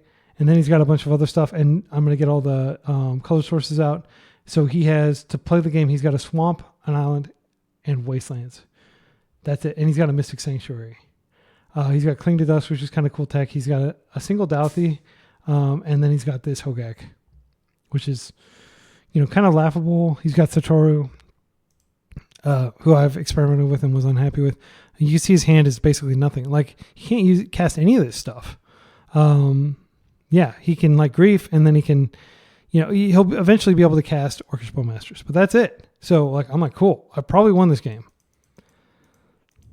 He griefs me. I'm like, cool. I'm going to lose a Bowmaster, but like, brainstorm. Okay. Look at how hefty my yard is. I've got nothing else going on. He's got 1 days in his deck that he's drawn 1 card since. So 1 out of 46 chance that he has days in his hand. Guess what he drew? I'm like, at first I'm like kind of respecting it here. And I think this was a mistake. I should have just jammed days immediately. I'm sorry. I should have just jammed Murktide immediately. But I wait a turn. Oh wait, I can't jam it here. But then I get Hedge Maze, so I'm like, all right, I'm just going to do it. Like, this is the cost of having ETB tapped lands in your deck. Like, if this were not Hedge Maze, if this were trop number 3, I wouldn't have had this issue. So I do go ahead and I play out the Hedge Maze. And he dazes it. And nothing happens for the rest of the game. Like, basically, I don't draw anything. I'm just going to let it play really fast. I draw like this. I can't cast. He draws, his mana sources, but I'm not getting any black sources for my Orcish Bowmasters. And unfortunately, everything comes down. Like, I don't have a black source to cast Witherbloom command to fill up my graveyard so that I can cast the Murktide. Like, everything came down to him having that daze on that critical turn. So he had 2 draws out of 46 cards. So essentially, like, what is that? 1 in 23 chance of getting a daze, and he got it. Yeah, so I'm very devastated by this, and I had to go and like take a break and just eat lunch and do stuff after this game because I was so frustrated. I worked so hard. You can see like how little time there is on the clock. This was like a 40-minute slog back and forth, trying to Bowmaster one of those Bowmasters, and yeah, I just didn't get the cards off the top. So yeah, and Hogak overran me, and yeah, it's sad, but sometimes that happens. Okay, 2 more. So let's jump into this one. So I came back from lunch and I was like recharged. Not going to keep the trap hand. Here we go. This is what I'm talking about. We can put back a Murktide. We've got Murderous Cut. We've got Spell Pierce. We've got Up the Beanstalk. And Galantriste, I think is the name of the player. Yeah, here. I can actually just, since I got these in my history, Reanimator deck. So I'm like, okay, they're playing Reanimator. This sucks. Kind of like I'm not usually going to win game 1. Let's go for it. And then they're playing this deck instead. And I'm like, wow, this is maybe even worse. So unfortunately they had threats that like I couldn't do anything about. And now they've got this. So this is bad because this stops Murktide. This is even worse because they draw cards and now they've got real pressure and they can equip Lava Spur boots, start hitting me. So this may look hopeless. Wow, I'm totally dead. Look at all the card advantage. Look at all the cards they have on the table. I've got nothing on the table. I'm freaking pondering while they're casting Thought Monitor. And so here They cast Shadow Spear. I do force that because I have to stop that because that completely stops Murktide. And Murktide is my plan. I have to draw a blue source and I have to get Murktide into play. Preferably a fetch so I can get that into play. But before I can do that, I have to Witherbloom this out of play.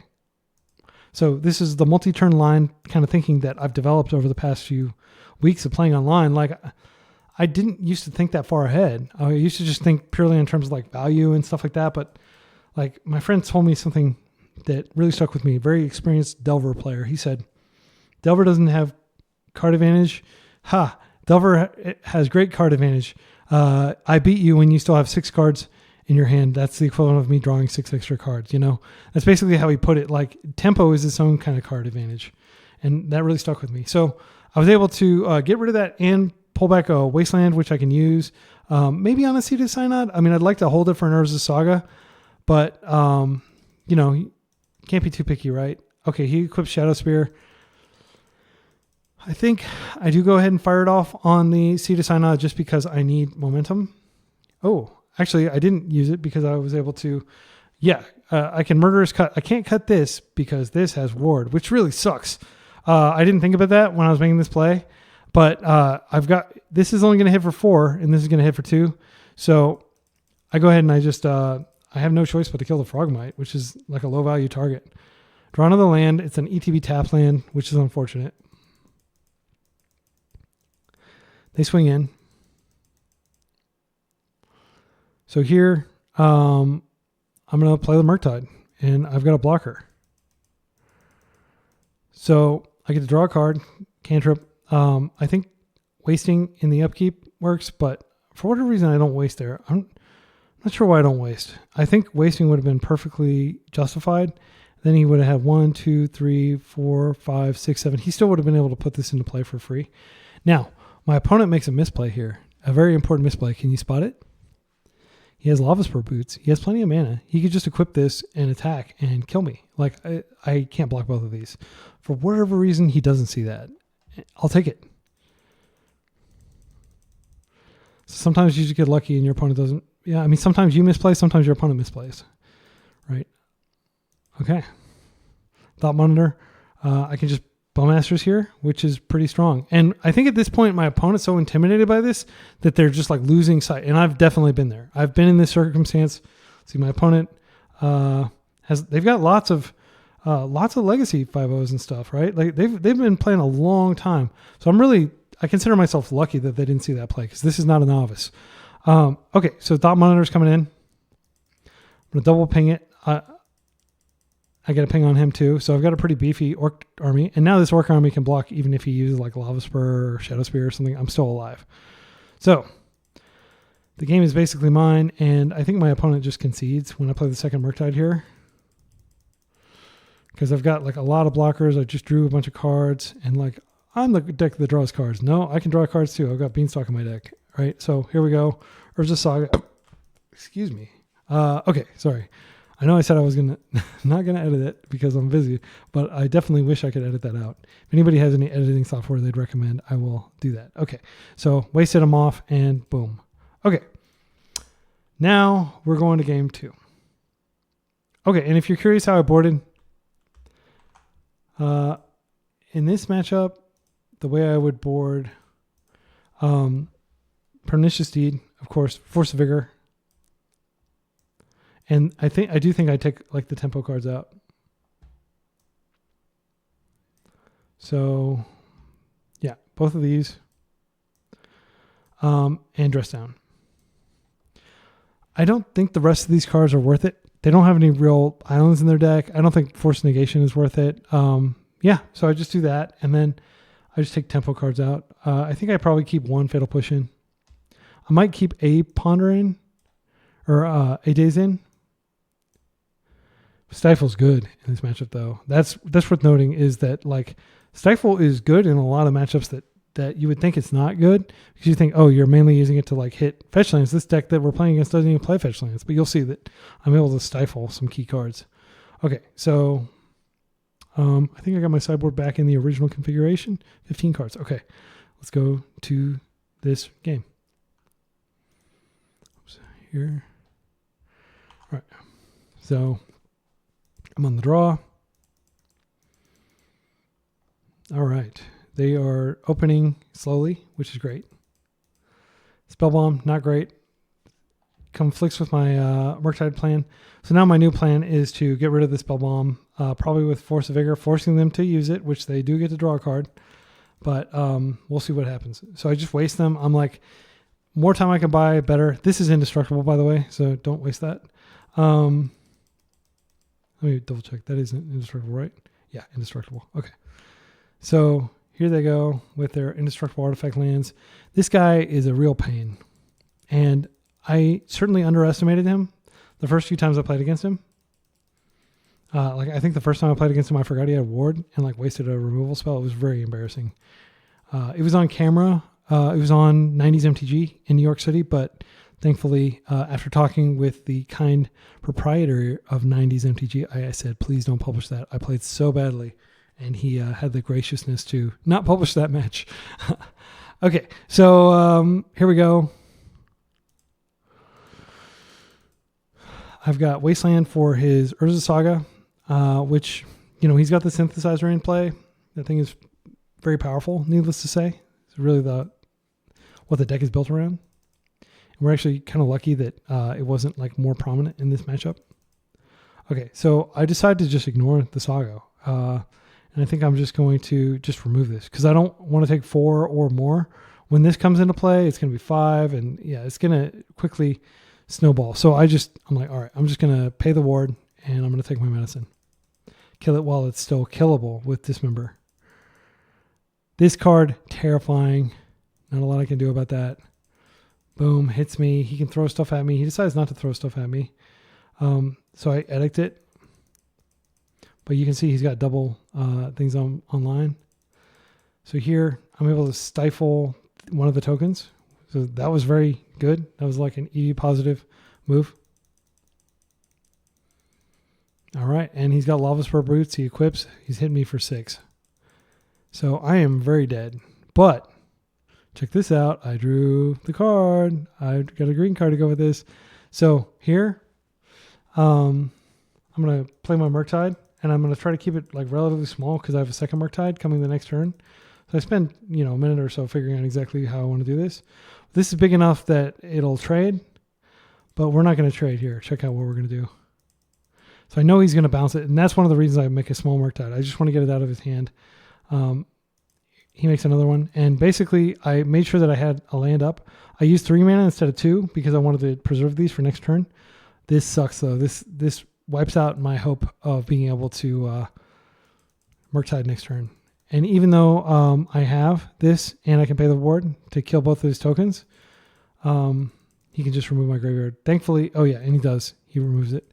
Here, I play Pernicious Deed, and this is great because I can just blow this up, but next turn I can blow up this.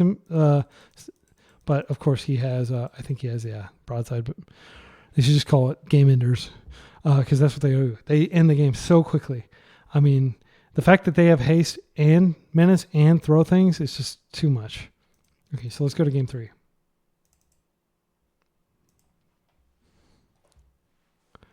Right. 10 matches in a day.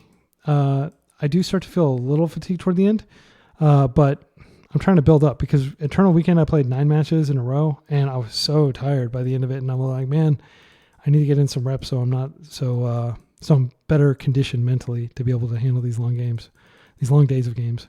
Here we go. Brainstorm. Okay. Yeah. And I just want to point out, like, you can definitely do 10 matches with like a Stompy deck or something, I think, but with a control deck, your mind is like gelatin by the end of the day. It's really rough. So synthesizer, I just let it happen. I don't stifle the scry trigger or anything. I'm just like, okay, I need to get rid of this. The question is, can I get rid of Urza Saga? And I think, yeah, it's the right thing to do here. Even though they're not showing the mana, they could produce the mana. And I can do that, and I can get this Murktide out. And so they're able to play some stuff out. But I've got a giant Murktide, and I just go after the lands, and I just started tempoing them out. And I think There, I could have played a Bowmasters end of turn, and that would have been better, just because it's even more pressure. That was a misplay. I was in the end step, and I meant to like cast it before I accidentally clicked the advance button too far when I was playing earlier, and so I didn't cast the Bowmasters. But here, once the Bowmasters comes down, the game's over. The Metallic Rebuke. I decide normally, like back in the past, I would have just like let that resolve. Like it's cool. I'll just Orcish Bowmasters the next turn.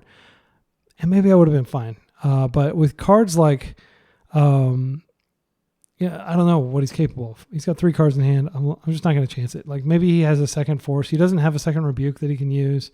I think if he had Force, he probably would have used it before a Rebuke. No, that doesn't make sense. I just felt confident that like I should just go ahead and, it was my instinct to go ahead and Force. I didn't really even think about it. I was just like, no, we need to end the game now. So who knows whether that was correct or not. And these are the kind of plays I think about a lot afterward. Like, yeah, I won. Who cares? But I'm not playing to win. I'm playing to get better. And it could be that holding that Force just in case. What did I pitch to the Force? I pitched a Stifle. I mean, Stifle's probably not going to be relevant at this point of the game. It's probably mostly free to get it through there. Anyway, analysis paralysis is not for me. I'm going to keep going. All right, this is the final game of the 10 matches, and we're going to go in here and what is it? I'm just going to take a quick look. Guarnier. Yeah.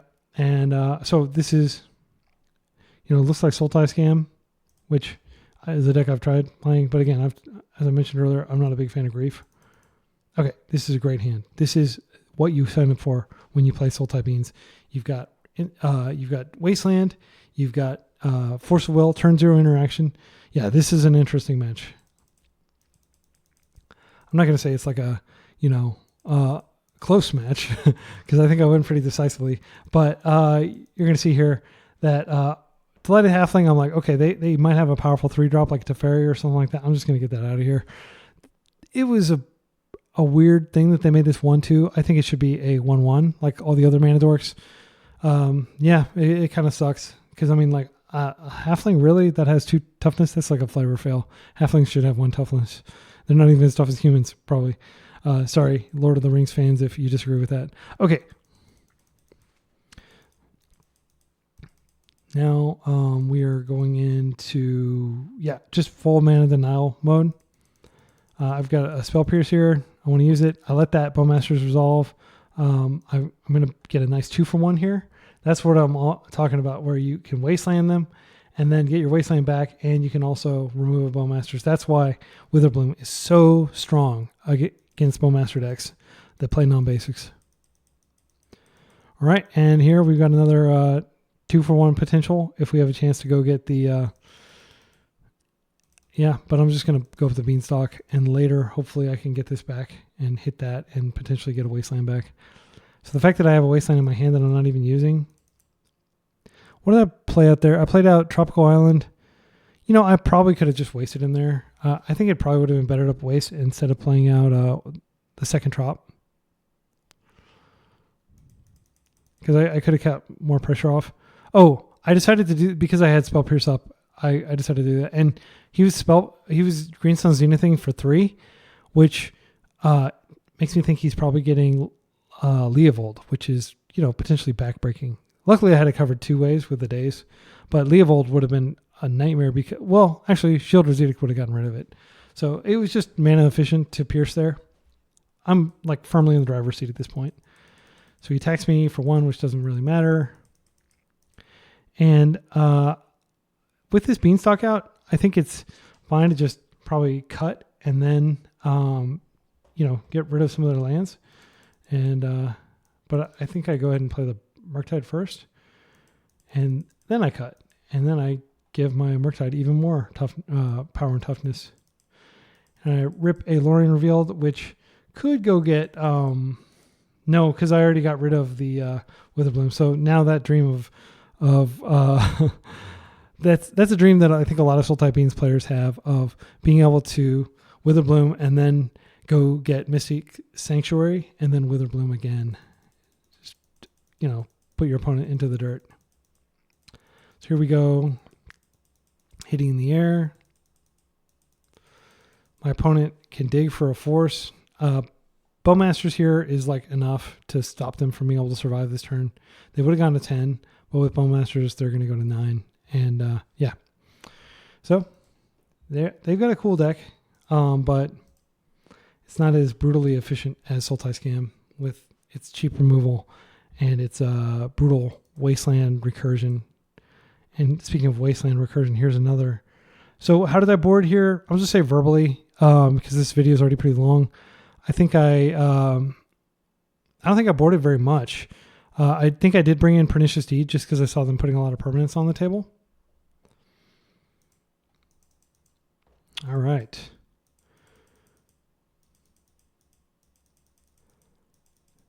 So I'm on the draw, of course, which, and my opponent mulliganed to 5. So this is almost kind of like a non-game. Like, I'm just going to trounce them here. They brainstorm. They've got a fetch land. There are some kind of cards that they can play that can really screw me. Like, again, this card is pretty tough to deal with. I don't take any chances here. I think I need to... I give them 1 turn cycle, but I waste to try to keep them off, potentially dropping like a Narset or something else, Teferi being particularly scary, or even just powering out Uro with her. So, yeah, I waste. And at this point, I'm coming in with the Shield Edict. Again, respect this card. If somebody's playing that in their card, they're doing it because they ramp into really powerful spells. So that's it. Overall, very happy with this version of the deck. I didn't get to play Force of Despair. So a lot of people play... I've played a lot of matches with this deck over the past week. I used to play Esper Stoneblade, which you can watch my videos of that. I've also played Jeskai Stoneblade on the channel. But I feel like this deck is really well positioned right now because it is stronger against unfair decks. Like you saw me just completely destroy a lot of unfair decks. The decks that it struggles against most, interestingly, have been like Death and Taxes, other tempo decks, because it's not really a tempo deck, it's a control deck, and it does need its mana more than tempo decks do. It just kind of like cosplays as a tempo deck when it needs to. And when it needs to is usually when it's destroying decks like, now what do we face? We fought against Oops All Spells, and we went up against, I guess the other big combo deck we went up against was Sneak and Show, and we just completely destroyed them. And I think, again, it's because so much cheap interaction here in the Wastelands. Wasteland has been so clutch. I did a weekly, and I beat Turbo Depths thanks to Wasteland. Stifle was very powerful. Of course, Shielder's Edict. And when I played against the same deck, very seasoned Turbo Depths player, he just destroyed my Esper Stoneblade deck. So, or no, I was playing Jeskai Stoneblade, and I didn't have Wasteland. Wasteland is so powerful. You saw, I mean, how many times did we waste an Urza's Saga before they could create constructs, right? It's so good. Anyway, I'm going to publish more videos about this. I'm almost certainly going to play this in the 1K next week. The only consideration I have, like, I don't think Leovold belongs in the sideboard. Leovold is terrible against Scam because they take it out of your hand and they reanimate it, and Leovold is like the worst card to play against because, Carpet triggers Leovold, your Wastelands trigger Leovold, you can't draw off Beanstalk. It's horrible. Don't do that to yourself. Don't put Leovold in this deck. Certainly not main deck. I also tinkered with Narset in the sideboard just for like the grindy control mirrors, but like I think the grindy control mirrors you're not going to win anyway. Because this is like not designed to beat control. It's designed to beat everything but control and to still have some degree of game against control. And I do think that like a skilled pilot playing like the 4-color version of Beans, I do think that pilot can beat this if they play tight, and if because their long game is just so much better than yours. You really have to compress the game and keep it short. And they have 8 exile-based removal spells for your Murktides. Pretty tough, but the hardest matchup to win, absolutely Goblins. We didn't face that in these 10, but Force of Despair is like basically your panic button against Goblins. So I do think that Force of Despair belongs in here. I feel very confident about this sideboard. I might create an updated sideboard guide just to show you how I would sideboard against these different decks. But this, you have something against pretty much everything. And, it's just very flexible. This deck is extremely flexible. And it's a lot of people just think it's scam. They don't even realize until you play a Tropical Island. Like, oh no, I'm up against a Beanstalk deck, right? That happened the other night when I was playing with one of my friends. He didn't realize that I wasn't scammed because my first 2 lands were like Underground Seas, and I was casting like Stifles and Dazes and stuff like that. And it was only once he saw up the Beanstalk that he realized that I was going to like have a much better late game than he would. So yeah, great deck. Until next time, be excellent to each other and party on, dudes.